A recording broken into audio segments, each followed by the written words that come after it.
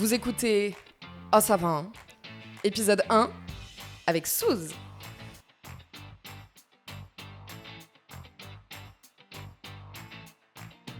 Je suis Océane Huertas, graphiste freelance depuis plus longtemps que je ne veux bien l'admettre. Ça, c'est une des cases pour mieux comprendre ce que je fais la plupart du temps. Mais moi, les cases, je les ai toujours défoncées à grands coups de marteau pour faire absolument tout ce qui me faisait envie. Au fond, dans la vie, on a le droit d'essayer absolument tout ce qu'on veut, même si personne ne pige rien à ce qu'on fait. Alors, j'ai créé le podcast que j'aurais voulu avoir. Pas de mytho à 100K par mois, juste des parcours bruts, des gens qui montent des projets, qui créent, qui réussissent, ou parfois se cassent allègrement la gueule. Oh ça va être des histoires, des tips, et tout ça sans bullshit pompeux. Aujourd'hui, on est avec Suze. Bonjour Suze. Salut Océane. Tu utilises aussi l'alias Prose Surf Art. Moi, je sais que tu as fait énormément de choses et que c'est encore le cas aujourd'hui. Mais par contre, nos auditoristes, eux, ils ne te connaissent pas. Donc, il va falloir te présenter. Qui es-tu ? En genre 2 phrases, 140 caractères. Alors actuellement, je suis en devenir d'être artiste. J'ai été entrepreneur, chef d'entreprise d'une société.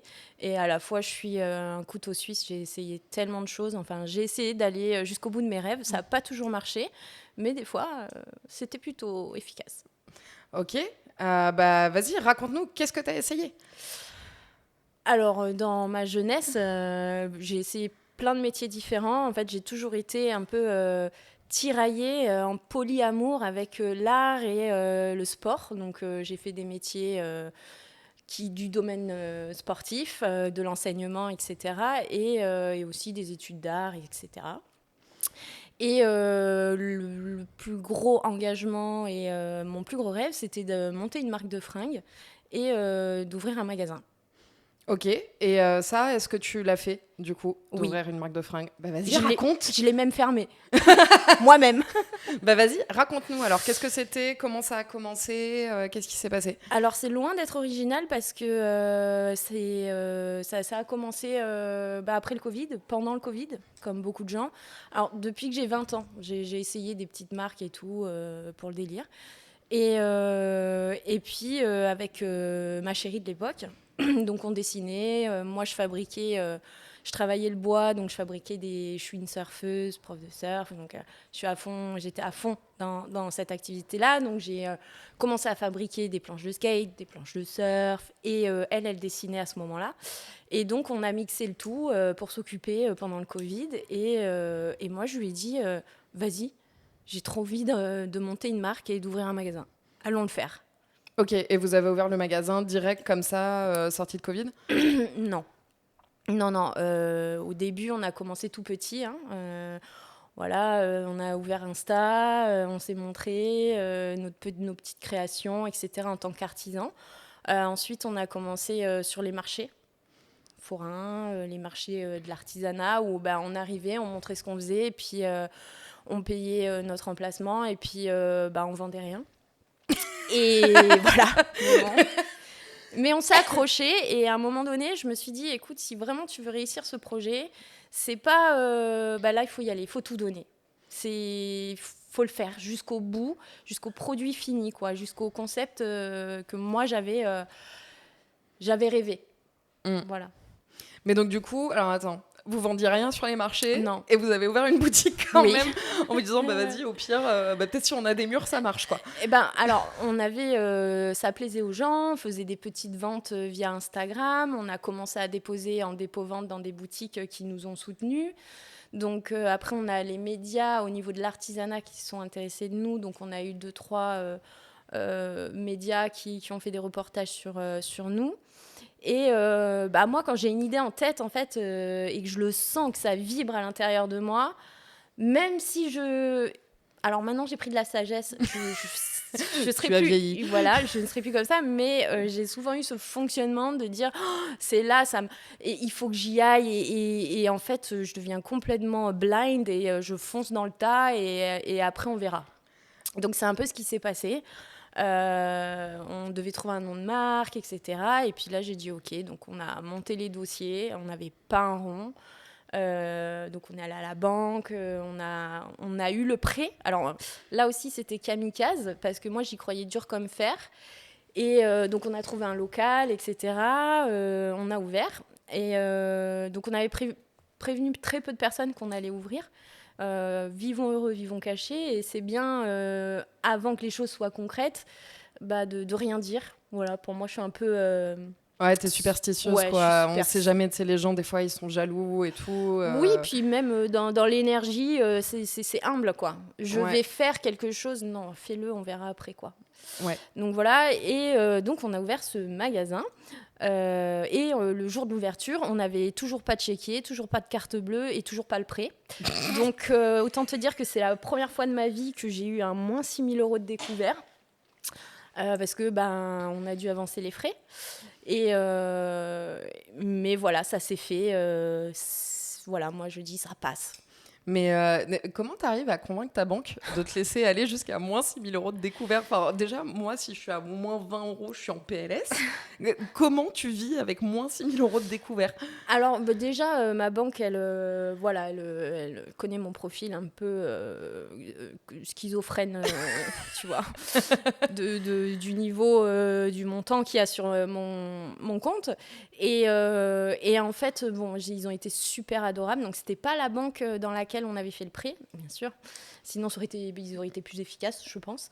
Et en fait, je leur ai expliqué, j'ai dit voilà, j'ai donné tous les papiers, les justificatifs, en disant on n'a toujours pas reçu le prêt, on a le papier qui dit que le prêt va être machin, donc ça s'est fait, donc je pouvais plus payer. Enfin, elle m'a dit bon je vous fais les charges basiques, les prélèvements, maintenant je peux plus retirer, je peux plus payer par carte, et ça a été comme ça quelques jours.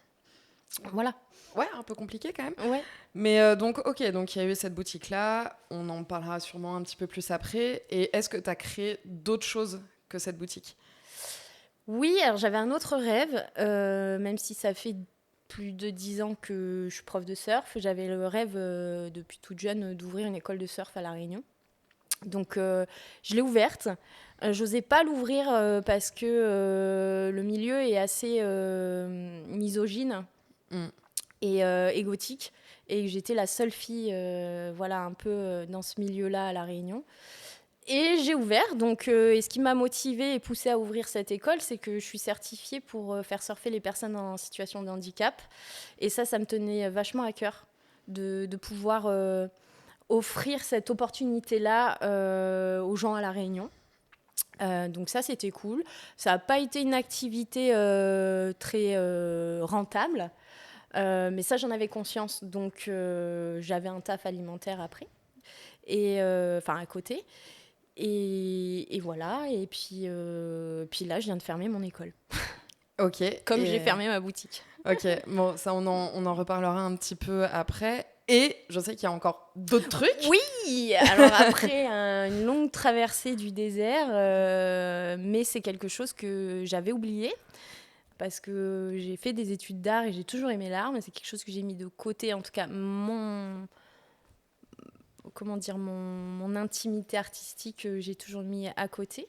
Et en fait, par plusieurs, on en parlera tout à l'heure, je me lance pour essayer d'avoir une carrière artistique, du moins d'essayer d'en vivre peut-être un jour partiellement, mais du moins d'avoir du temps pour m'éclater là-dedans et le faire, parce que c'est juste en fait de créer et dans mon art qui m'anime, quoi. Donc c'est pas un business encore, mais c'est un business du bien-être, c'est un business de la vie, quoi. Ouais, c'est là aujourd'hui, tu es sur un truc où tu te régales, tu te fais plaisir, et si ça fait de l'oseille, tant mieux, et si ça en fait pas, c'est pas grave parce que ça te fait plaisir, quoi. Oui, alors je suis passée par plusieurs étapes, c'est toujours un peu tiraillant. Je sais pas si ça se dit. Non, mais on va dire qu'on invente des mots, on fait ce qu'on veut. C'est tiraillant. Ça passera peut-être mieux en provençal. Et pour aucune raison, pour zéro raison. Mais du coup, c'est ça, c'est d'essayer de trouver un équilibre dans son esprit, parce que je suis quand même leaduse, j'aime l'entrepreneuriat, etc. Je suis fonceuse. Et à la fois, je vois ce que ça peut me coûter et ce que ça me coûte sur ce que je crée. Donc, j'essaye vraiment de trouver le bon rythme et le bon équilibre. Et j'avoue, j'ai pas encore trouvé. Oui, bah, est-ce que tu trouveras Voilà. un jour, hein, bon, Bah, je sais pas. on sait pas, hein, Et puis surprise. d'ici là, j'aurai peut-être d'autres choses. Voilà. Ouais, va savoir. Ok, bah maintenant qu'on a un peu fait ton parcours, avant qu'on continue, est-ce que tu pourrais nous dire là, jusqu'à aujourd'hui, dans tout ce que tu as pu créer, tester, essayer, qu'est-ce que ça a été ta plus grande peur? Que tu l'aies surpassée ou pas, hein, mais c'est quoi qui t'a le plus terrifié sur tout ce que tu as tenté?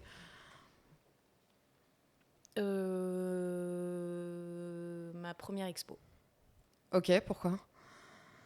Parce que c'est moi, enfin c'est mon jardin secret. J'ai jamais créé.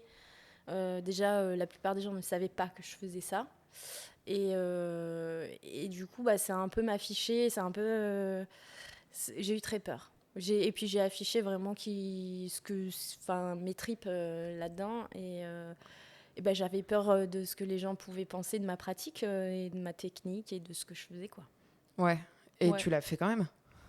Ouais, bah oui, parce que de toute manière, c'était un de mes rêves aussi d'exposer un jour. Donc je me suis auto-exposée, mais voilà, c'est cool.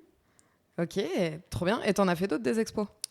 Oui, après j'ai fait une deuxième expo toujours dans mon showroom, donc en autogéré, une galerie autogérée. Et après j'ai exposé aussi dans un bar qui, qui accueille des événements queer, qui est LGBT friendly. Et puis là, j'ai ma première expo à Paris au mois de juillet, expo photo. Wow, Voilà. trop bien. Donc comme quoi, hein, quand on peut faire des trucs qui font peur, et puis sur un malentendu, ça peut schémar, quoi. Ben, c'est ça. Bah, je pense que ce qui fait le plus peur, parce que j'aurais pu te dire, financièrement, ça fait peur, mais c'est pas mon tempérament. Pour moi, s'il y a la bonne idée, on trouvera toujours de l'argent. On trouvera toujours un moyen. Ouais, de l'argent, des moyens, du temps, de C'est ça. l'énergie, En gardant ses valeurs, en gardant ses valeurs. sans se perdre. Ok. Alors maintenant qu'on t'a un petit peu cerné, on va rentrer dans le dur. Aïe, aïe, aïe.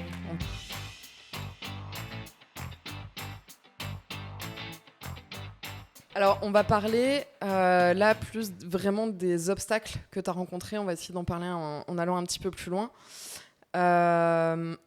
Donc, on a parlé de ta peur de ta première expo. Si on prend toutes les expériences que tu as pu vivre, que ce soit autant l'école de surf que le magasin, que la partie artistique, jusqu'ici, qu'est-ce qui t'a paru le plus difficile? Être chef d'entreprise. Alors, je dis pas auto-entrepreneur, Ouais. je minimise pas, mais d'être gérant d'une société, bah, il faut bien réfléchir avant. Ok. C'est quoi qui, toi, t'a paru fondamentalement difficile, compliqué tu vois, qu'est-ce que t'as comme exemple concret? Bah, déjà, pénalement et légalement, Ouais. c'est ton prénom, c'est toi. Donc, il y a une faille, c'est pas ton associé, c'est pas ton salarié, c'est toi. Et ensuite, ben, en fait, tu gères tout, 24 heures sur 24. Enfin, en fait, tu deviens, tu es ton entreprise. Donc après, tu pars de petit, je dis pas quand tu peux déléguer, que tu as des salariés, voilà, tu as un créateur, tu as quelqu'un qui s'occupe du digital, l'autre du site web. Bon, bref, non, moi, j'avais que moi. Voilà. Donc, en fait, c'est vraiment un engagement H24. Et si ça l'est pas concrètement dans ta tête, ça tourne en continu, quoi.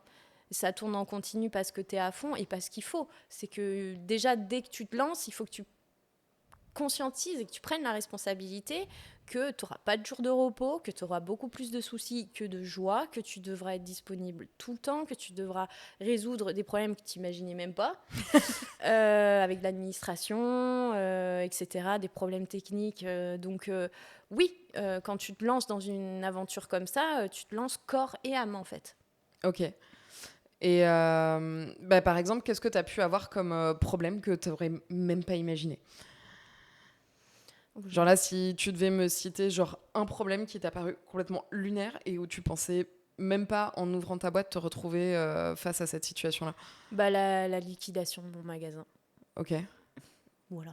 Ça a été dramatique Ok, et tu dur. veux bien nous raconter un peu? Oui, pour résumer, donc du coup, j'étais associée. Ouais. Et donc, on a ouvert en association. Donc, petit conseil, ne vous associez pas en 50-50. Et ça, c'est aussi les choses... il faut aussi comment dire, être tolérant avec soi-même. Parce que pour ceux qui veulent faire des choses, peu importe, on va avoir les conseils des amis, des autres, de la dame de la chambre des métiers, des machins, des trucs. À un moment, si on ne se lance pas, on ne sait pas. Donc, le plus important, c'est d'au moins croire en soi. C'est hyper important. Parce que si on écoute tout le monde, on fait rien. Ça, c'est clair. Donc, et après, y a les aléas. On ne sait pas tout. On ne saura pas tout à chaque fois qu'on commence quelque chose. Il y a toujours des choses qu'on apprend tout le long du chemin. Mais donc, pas de 50-50. Donc, du coup, on était à 50-50. Ça s'est très, très mal passé. J'ai passé une année... très difficile avec du harcèlement, des menaces, etc.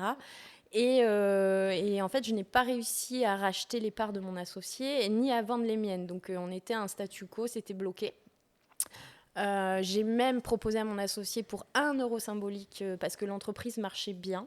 Donc, Ouais, c'est ça, t'as dû liquider un truc qui tournait bien en fait, ah en oui, plus. ça tournait super bien, non sans effort. Oui, Au c'est ça. prix aussi de ma santé, parce que gérer tout toute seule, ça donne du succès à l'entreprise, mais moi, ça me baisse mon énergie.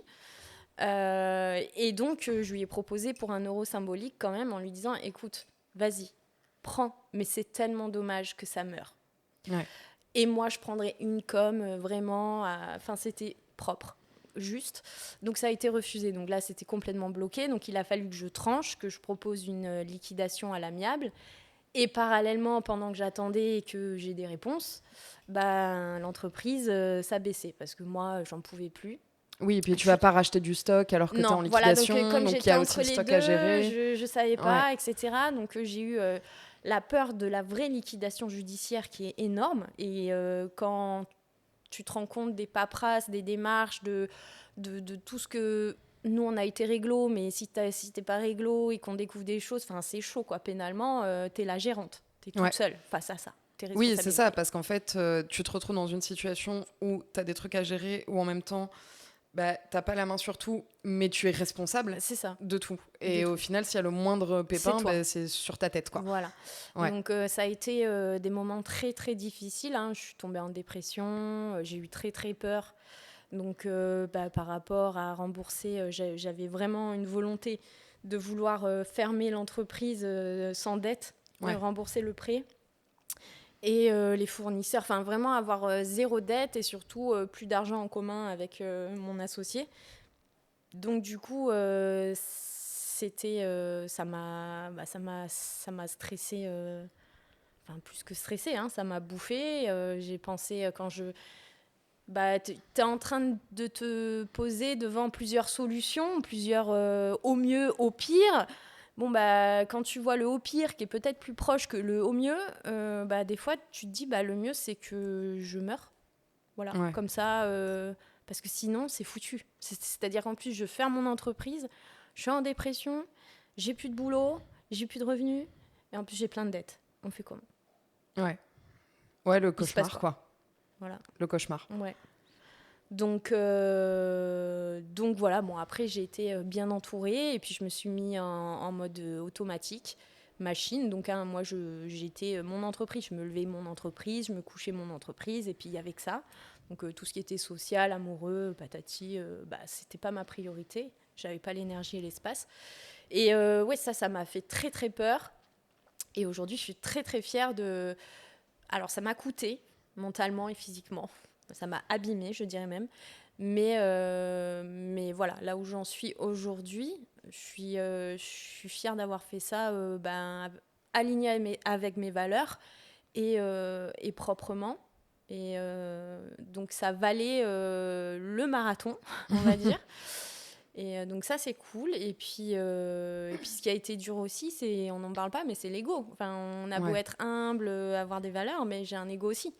Et le fait de prendre la décision de fermer quelque chose, quand tu as encore des problèmes avec le regard des autres, ton ego, etc. C'est quand même un échec. Tu le vis comme un échec. Moi, je l'ai vécu comme un échec. Je l'ai pas vécu comme une réussite. C'est après que... Enfin, je savais que c'était une réussite pour ma santé mentale, hein, par rapport à une situation complexe et vitale pour moi de sortir de là. Mais je l'ai vécu comme un échec.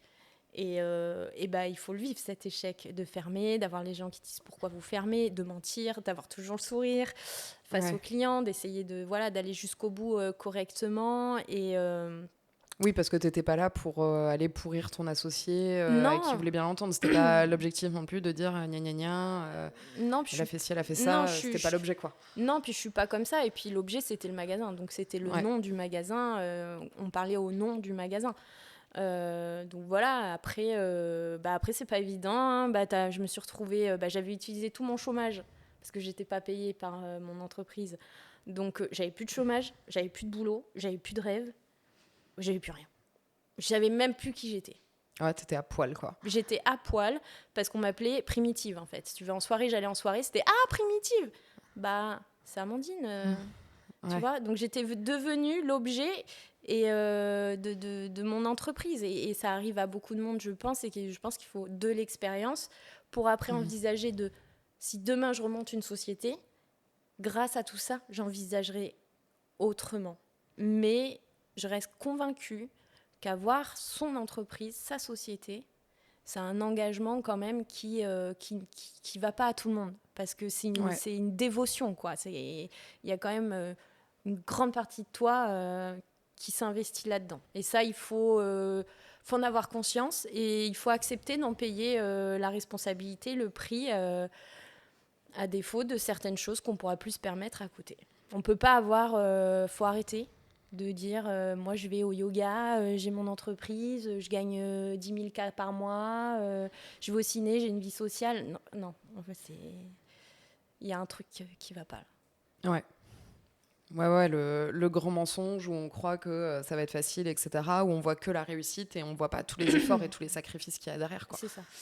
Et pour rebondir un petit peu là sur tes derniers mots, qu'est-ce que toi, t'aurais aimé savoir avant de commencer, et est-ce qu'il y a des choses là, avec du recul, que t'aurais voulu faire différemment maintenant, là, avec l'expérience que t'en as?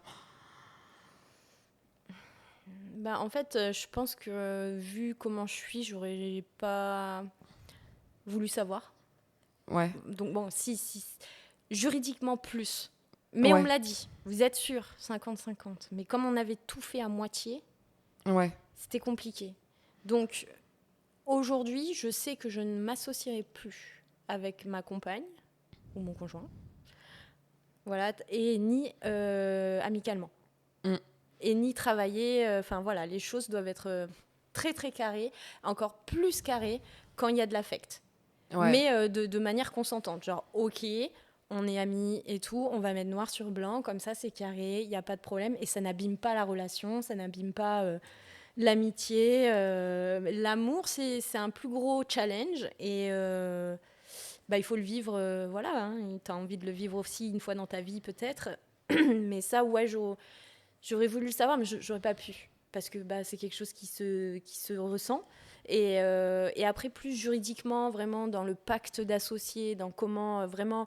Au début, tu n'oses pas dire si ça se passe mal. Mais en fait, quand tu ouvres une entreprise, tu fais aussi les papiers et les démarches pour... OK, dans le pire des cas, mais le pire scénario, tu vois, un truc dégueulasse, qu'est-ce qui se passe ?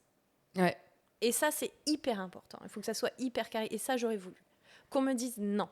Au pire des cas, il arrive ça, il faut noter ça, il faut noter ci. C'est très important parce qu'après, on est dans une sorte d'errance juridique parce que ça ne dépend que de ton associé, du bon vouloir de ton associé. Donc, ça, j'aurais voulu être plus encadrée, en fait. Ouais, plus alerte, être plus éduqué en fait au juridique de la création d'entreprise, parce que oui, comme dirait JP, le sage des afterwork, no job in job déjà.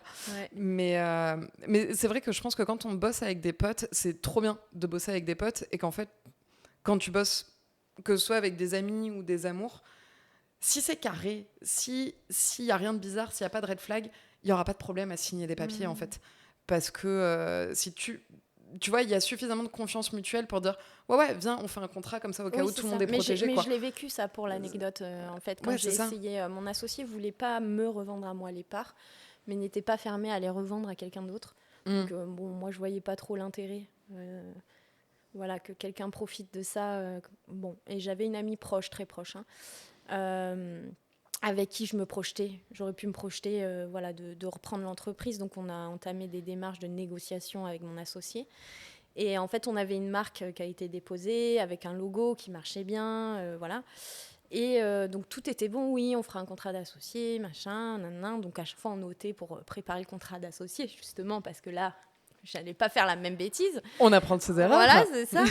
Et en fait, au moment où il y a eu la question de la vente des droits de la marque, mon associé voulait pas me vendre la moitié, forcément, mais elle était OK pour la revendre à mon ami. Donc je lui dis, bah...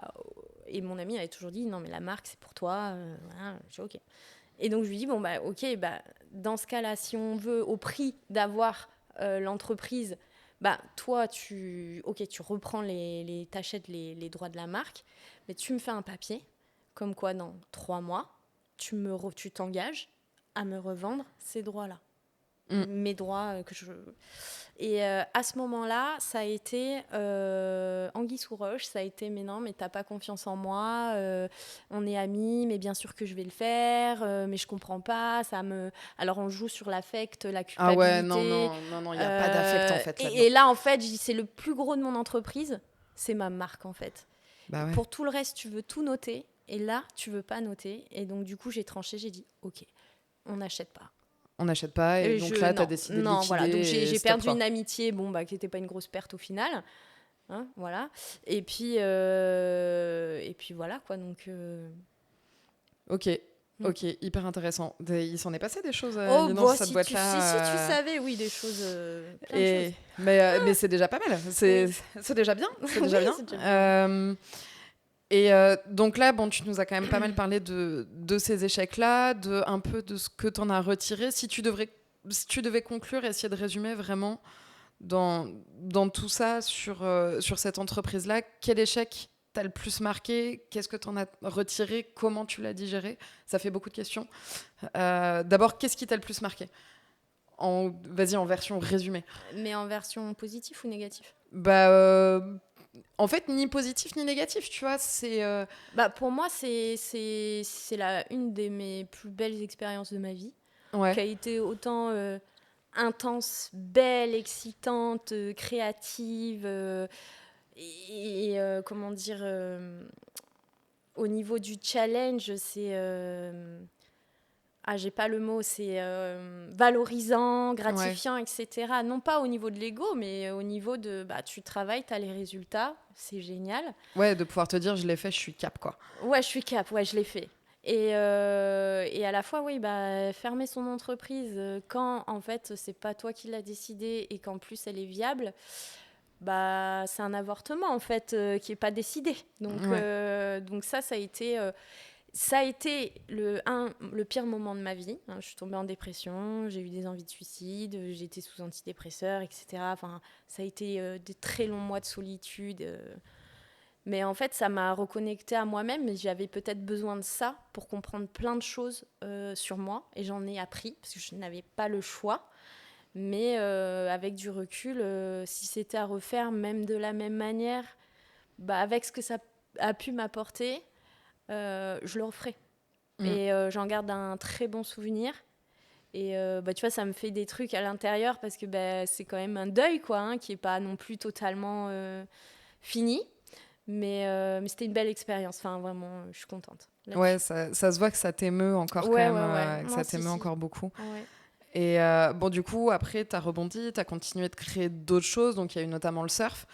Et par exemple, le surf, à quel moment tu t'es dit, bon, bah là, ok, j'arrête est-ce que c'était parce que c'était pas rentable? Est-ce que c'est parce que ça t'a gonflé? Est-ce que ça prenait trop de temps? C'est quoi qui a fait que là, tu t'es dit, ouais, bon, allez, stop, je raccroche? Alors déjà, je pense que pour moi, l'école de surf, hein, parce que j'étais monitrice pendant plus de 10 ans dans des écoles, c'était vraiment un rêve de petite fille, tu vois. Vraiment. Donc j'avais envie de le faire. J'ai pris plaisir à donner des cours. J'avais conscience qu'avec la situation de la réunion, la vigie, etc., je savais que c'est pas quelque chose qui allait me nourrir et qui était alimentaire. Voilà. Donc je maintenais le cap quand j'avais... mais du coup, avec l'expérience, si j'y mettais pas 100% de mon énergie pour une activité partielle. Ouais. À côté de ça, j'avais un travail alimentaire. Je suis prof de PS en remplacement. Tu vois, voilà.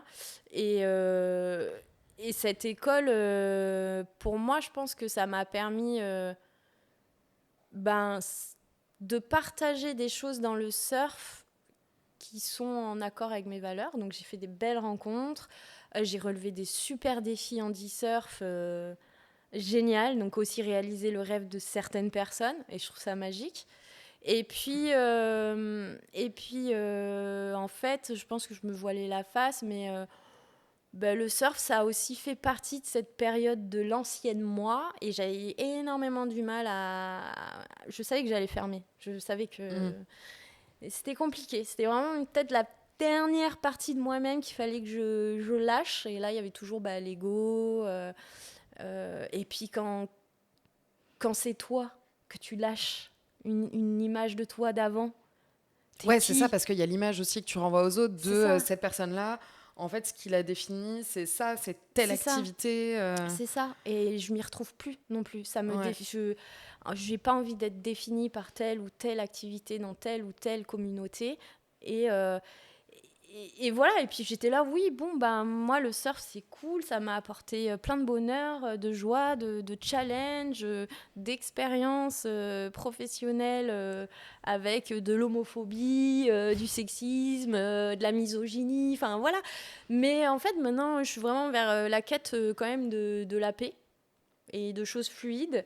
Et pour moi, c'était plus fluide tout ça, et j'y mettais plus d'énergie. Et donc, du coup, j'ai fermé. Je pense que j'ai fait un bon chemin. Et j'ai dit au revoir à la Amandine surfeuse. Voilà. Et je me sens libre.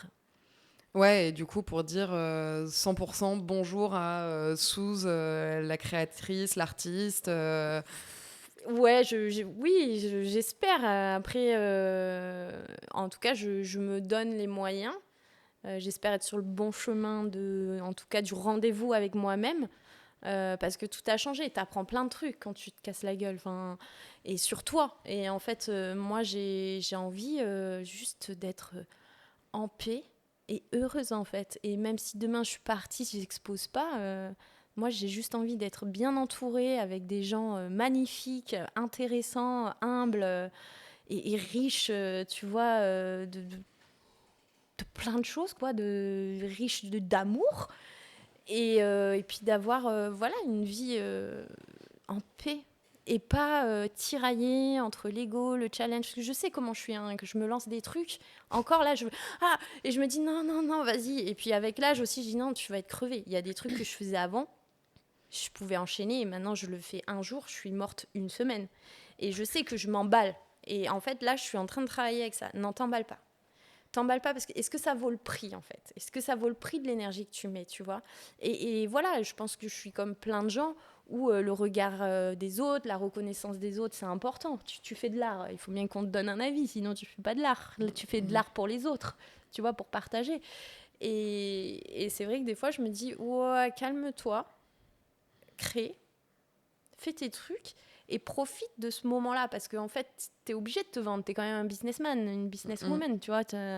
Donc du coup, t'es là, waouh, ok, donc là, il faut que je mette mon téléphone, il faut que je me filme en train de faire ça. Et puis l'inspiration, la création, ça vient pas, tu prends pas rendez-vous, si t'arrives à 3h du mat, ou tu vois, et t'es en pyjama. Et puis du coup, tu penses à, ah oui, mais c'est vrai que ça marche mieux quand je suis en train de me montrer. Donc, et des fois, je fais plus rien. Je suis, ah non. Donc là, j'ai réalisé, j'ai dit, ah non. En fait, là, il y a un truc qui va pas chez toi, en fait. Crée pour toi. Enfin, créer. Ouais. Et donc, c'est ce que je fais. Quand j'ai le temps, je mets l'appareil photo et tout, parce que il faut quand même que ça soit vu et montré. Mais voilà, je jongle avec ça en ce moment. Et c'est challengeant. Donc, je pense qu'aussi le développement de soi, envers soi, l'amour de soi-même, est un gros challenge au final qu'on fuit le long de sa vie par plein de gros challenges immenses qui sont pas si immenses que celui-là. Enfin, Ouais, je au sais pas si final, j'ai été claire là-dessus, mais bah pour moi, c'est c'était... clair. On Ouais. verra Ouais. si les gens trouvent ça clair. Peut-être pas. Peut-être qu'à tout moment, plus personne n'écoute. Oui. Ok, bah, on a fait le tour des trucs un peu pénibles, je D'accord, bon, pense. ça Là, va. on a assez, C'était soft. ouais, on a assez remué la merde. On va attaquer un peu une partie un peu plus sympa et Ah, aussi on va essayer de parler un petit peu de ce qui régale, quoi, tu ouais, vois. le cœur. J'aime ça. Là, si on prend donc un peu tout ce que tu as fait, on a parlé de ce qui était difficile, Ouais. on a un petit peu abordé ce qui a pu te faire kiffer. Si on prend toutes les grosses expériences dont on a pu parler jusque-là, c'est quoi qui t'a le plus fait kiffer? Plein de trucs. Mais si je devais te dire le plus, bah, c'est mes expos. Alors quand je dis mes expos, c'est tout ce qu'il y avait autour. Hein. Dans mes expos, il y a eu le livre des dragues, donc tous les tournages vidéo, les shootings photos. Enfin, c'est vraiment ce partage-là. Ça m'a fait le plus kiffer. Ok, ça Ouais. c'est ce qui t'a fait le plus kiffer jusque-là. Et Non, j'ai eu d'autres trucs aussi. ah bah Enfin, non, voilà. il y a plein de choses qui m'ont fait kiffer. Hein. Ne serait-ce que là, j'ai un souvenir. Quand j'ai commencé à faire le sol, tous les travaux du local pour Primitive, mais j'étais en kiffance totale. Tu vois, parce que, en fait, moi, ce que je kiffe, c'est d'avoir l'idée dans ma tête. Je la vois, j'ai l'image. T'as la vision. Non, oui. Enfin, j'ai vraiment tu vois, voilà, j'ai le truc. Hop. Et là, en fait, là où je suis heureuse, c'est quand en fait je le vois en vrai. Mais je suis pas obligée d'aller plus loin en fait. C'est comme un tableau, j'ai l'image dans un truc, j'ai dit ok, je vais le faire. Là, la dernière fois, j'avais une planche de surf, je dit tiens, je vais la décorer autrement, gna, gna, gna. Donc j'avais mon brouillon dans ma tête, etc. Je l'ai fait et basta. Pour moi, ça suffit en fait. C'est de passer d'un concept à une réalité qui me plaît, c'est ce processus-là, tu vois. Ouais. Qui me plaît énormément, comme quand j'ai fait surfer une jeune femme qui était complètement plus que tétraplégique. Hein. Il y avait même pas, elle pouvait même pas parler, elle avait juste la tête qui bougeait. Et il y a eu ce processus d'adapter une planche de surf, cette peur aussi hein, de l'accident. Ça m'a... Quand je l'ai vue surfer, qu'elle a glissé avec son sourire, là, c'est un de mes meilleurs souvenirs parce que c'est altruiste, tu vois. Ouais, ce truc de dire, vas-y, j'ai fait énormément d'efforts, je me suis cassé la tête et tout. Et la nana, elle a kiffé, quoi. Elle a passé un super moment et c'était trop bien pour elle. Ouais. Et de dire que tu as contribué, en fait, à la réalisation du rêve de quelqu'un, quoi. Ouais. Ouais. Plein de choses me font kiffer. Ouais, c'est ok. Mais c'est pas sans prix. Ouais, bah oui, bah justement, Ouais. juste par exemple de réaliser le rêve de cette personne-là, ça a été peut-être beaucoup de casse-tête, beaucoup de maquettes, beaucoup de temps de bricolage pour adapter la planche. Peut-être que toi, t'étais, comme tu viens de dire, hyper stressée que ça se passe bien, qu'il n'y ait pas d'accident. Ah oui, c'est sûr, j'ai tout essayé de tout calculer, mais le jour même, j'étais plutôt rassurée, mais quand même stressée. En plus, il y avait la télé, j'ai dit, wow, s'il se passe un truc, ma carrière, elle est foutue. Enfin, tu vois, c'était hyper challengeant, quoi. Mais je le fais... j'aime les défis, j'aime les challenges. J'aime ça. Quand ça peut être... quand ça a un sens. Si ça n'a pas de sens, si c'est décoratif, ça m'intéresse pas. Ouais, Ouais. ok, je vois. Et là, si pareil, encore une fois, on va reprendre un petit peu tout ce qu'on s'est dit jusque-là. Et qu'est-ce que tu donnerais comme conseil à quelqu'un qui voudrait essayer de se lancer dans des projets similaires, que ce soit ouvrir un magasin ou se lancer dans un projet sportif ou pour réaliser les rêves des autres ou pour essayer de se lancer dans l'art, même si là, tu es en plein milieu de ton parcours. À part, ok, on se met pas à 50-50.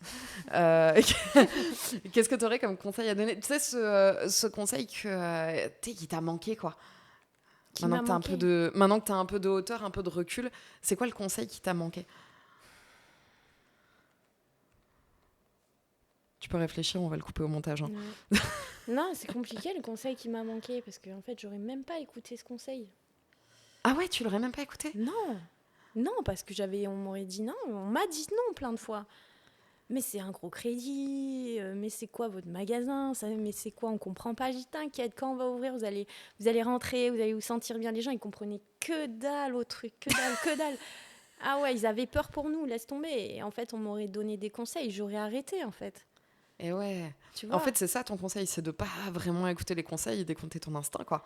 Mais ouais, c'est ça. Et puis, si j'ai un conseil, mais du coup qui sera pas écouté par les bonnes personnes.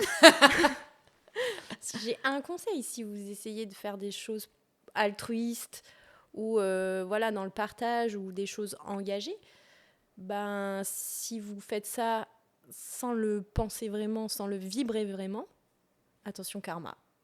Ouais, faut faire les choses pour les bonnes raisons, sinon Oui, ça marche pas, quoi. ça marchera pas.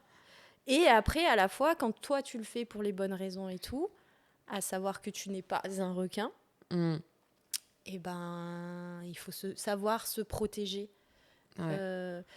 Ça aussi, ça peut être un conseil, c'est de ne pas se remettre trop de doutes, de savoir se protéger des gens qui sont intéressés, jaloux.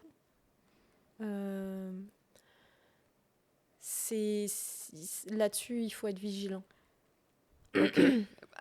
Tu vois, finalement, tu as plein de conseils à donner. Ouais. Et c'est intéressant, ça. Quand tu parles de gens intéressés, j'essaie de me projeter un peu, mais par exemple, c'est le comportement des gens qui va changer, en fait, avec toi à partir du moment où ça marche un peu. Ah oui, là, totalement. Ah bah oui, bah là t'es t'es ce que tu veux quoi, donc on est sympa avec toi. Moi quand ça allait bien, quand j'allais à la boutique, les gens ils venaient, ils s'asseyaient sur le canapé, ils buvaient le café parce qu'on offrait le café, et c'était cool, on échangeait. Bon des fois j'étais là, waouh j'ai du taf à faire et en fait je faisais du social hein, parce que bah, c'est comme ça, t'es pas commerçant si t'es associable. Donc ça aussi j'ai compris, je serais pas commerçante, tu vois, je suis plus commerçante. Mais voilà, et après, bah, tu as des gens, même des gens qui se rapprochent de toi, des amis, etc. Bon, moi, j'ai su voir les gros requins, mais tu as des déceptions parce que le jour où j'étais en liquidation, j'ai liquidé. Et quand je dis liquider, c'est aussi tout ce qui est matériel hein, Ouais. dans le magasin, etc. Il n'y avait plus personne, à part mes proches, bien sûr. Ouais. Mais tous les autres, ils n'étaient plus là. Et quand j'ai fermé, plus personne me connaissait, Ah bah oui. tu vois. Et ça, c'est un truc auquel je pense qu'il faut se préparer aussi quand tu montes un projet, c'est que si ça commence à marcher et que tu prends un peu de lumière, bah en fait, il y en a qui t'ont jamais donné l'heure, qui vont essayer de prendre de ta lumière. Mais par contre, dès que t'as un accident, bah là, il y a plus personne, quoi. Mais c'est là où je dis le conseil pour ceux qui ne l'écouteront pas, tu vois, c'est que moi, ça m'a fait un coup. Ouais. Alors, pour les gens que je connaissais pas, que c'était voilà, du batifolage, etc., peu importe, ça, je suis quelqu'un de très fidèle amicalement. Mais j'ai eu des déceptions amicales vis-à-vis de ça. Mais comme je ne l'ai pas fait pour avoir la lumière, Ouais. et que tout le monde me kiffe et que machine et que truc, bah je me suis moins cassé la gueule à la fin. C'est pas ça qui a joué le plus dans ma fermeture, tu vois. C'est pour ça que j'ai dit si vous le faites pour l'ego, bah, s'il y a une chute, ça risque de faire très très mal. Bah, il faut peut-être passer par là hein, quand on est égotique, Ouais. etc. Mais voilà. Ok. Ok, super intéressant. C'est des super conseils que personne n'écoutera. Là, pour essayer de conclure un petit peu, donc t'as testé énormément de choses qui ont plus ou moins marché, pas marché, dans des trucs super différents et où au final, bah, personne pige rien à ce que tu faisais. Et c'est hyper cool. Et mine de rien, moi, ce que je comprends, c'est que bon, il y a quand même un moment où t'as un peu tourné la carte. Et aujourd'hui, tu as réussi à te restabiliser, à rebondir à travers l'art, à travers une création avec laquelle toi, t'es aligné, où tu essaies de trouver tes marques. Et qu'est-ce qui t'a aidé, en fait, à pas péter les plombs? Et qu'est-ce qui t'aide encore aujourd'hui à pas péter les plombs?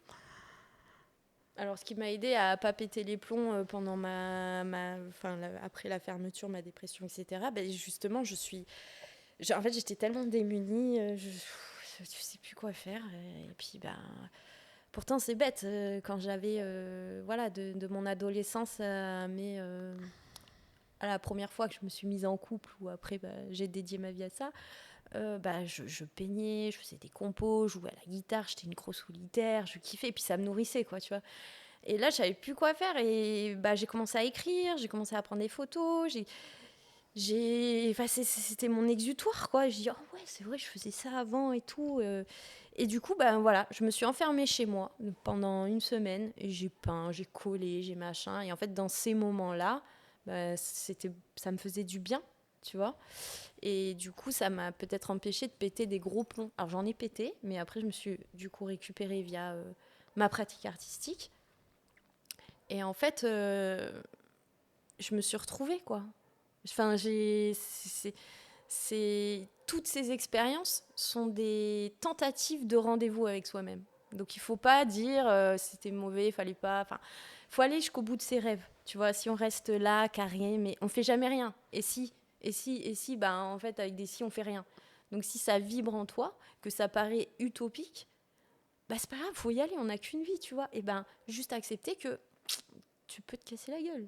Et c'est ok, on se relève en fait. Même moi, je pensais pas me relever de plein de trucs. Et en fait, là, aujourd'hui, je suis relevée. Et quand je m'imagine, il y a un an, dans quel état j'étais, jamais j'aurais imaginé être comme ça aujourd'hui, quitter la Réunion, aller mieux dans mon quotidien. Et voilà, donc c'est vraiment ma pratique artistique et évidemment mon entourage très fidèle. Et c'est ça qui me fait tenir. Et je sais pas, hein, ça se trouve, ça va pas marcher. Je me passer par un moment de down et je vais retrouver un autre truc, tu vois. Je vais aller garder des moutons en fin fond de la Corrèze et ça ira très bien, en fait. Chaque chose a son moment au niveau de son évolution. Mais moi, je suis là et c'est pour ça que j'écris des trucs par rapport quand j'écris des messages sur mes productions artistiques. C'est pars, ose, rêve, allez-y, quoi. Faut y aller, quoi. On y va. Il faut y aller. On n'a rien sans rien, mais on a des rêves, faut y aller. Et plus c'est haut, moins on tombe plus bas. Plus on vise haut, donc du coup, on va monter haut, on va peut-être pas toucher ce rêve-là. Mais quand on retombe moins bas. Parce qu'on a fait du chemin, tu vois. Et quoi qu'il arrive, t'as envie, fais. Ouais, c'est ça. Au pire, ça marche. Et puis, ça marche pas, c'est pas grave, on testera d'autres trucs, quoi. Mais c'est ça. Et puis, ça t'apprend sur toi, en fait.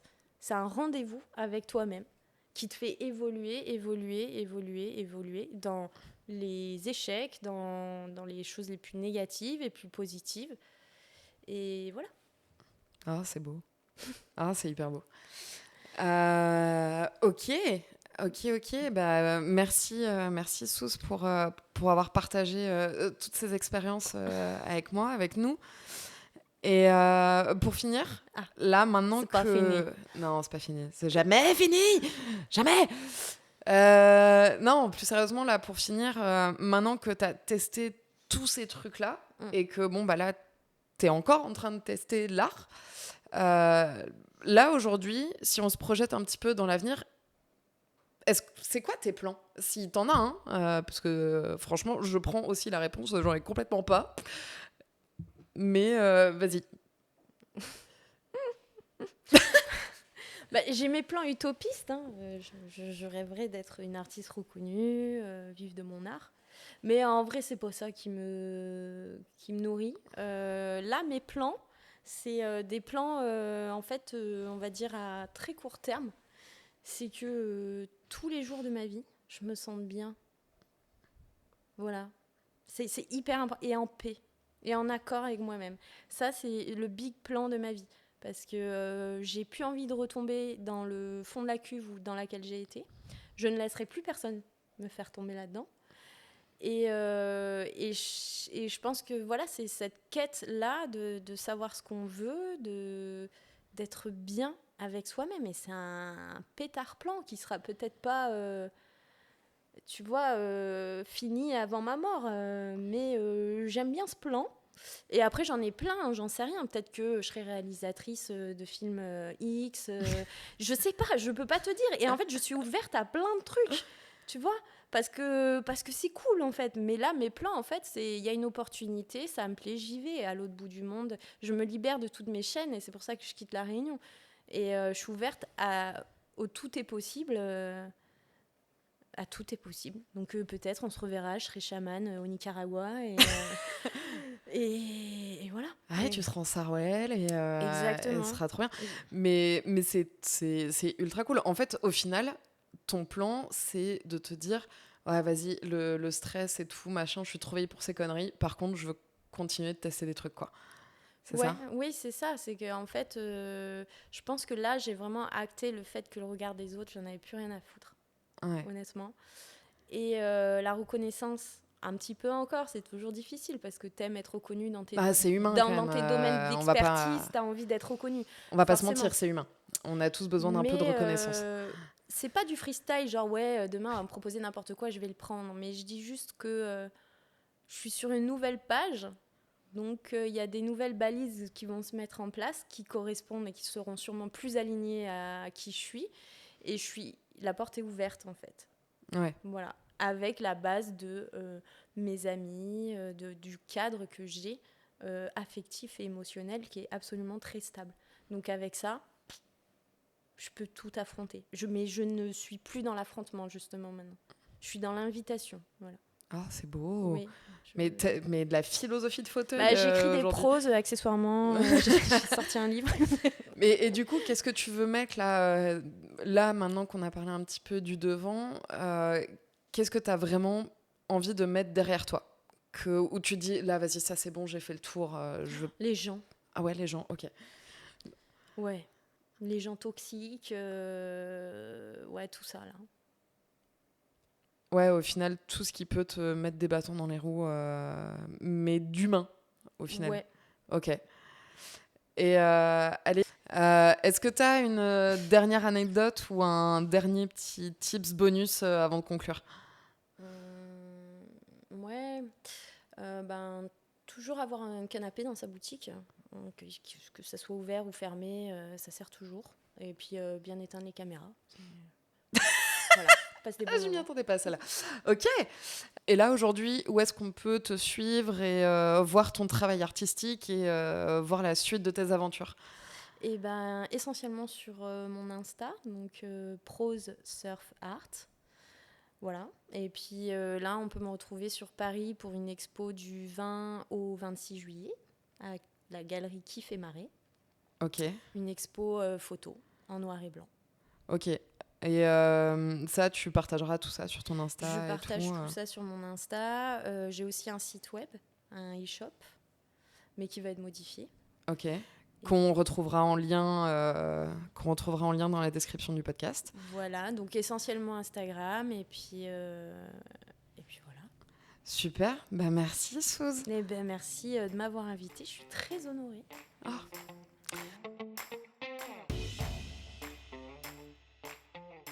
Et voilà, c'était Suze alias Prose Surf Art sur Oh, ça va, hein.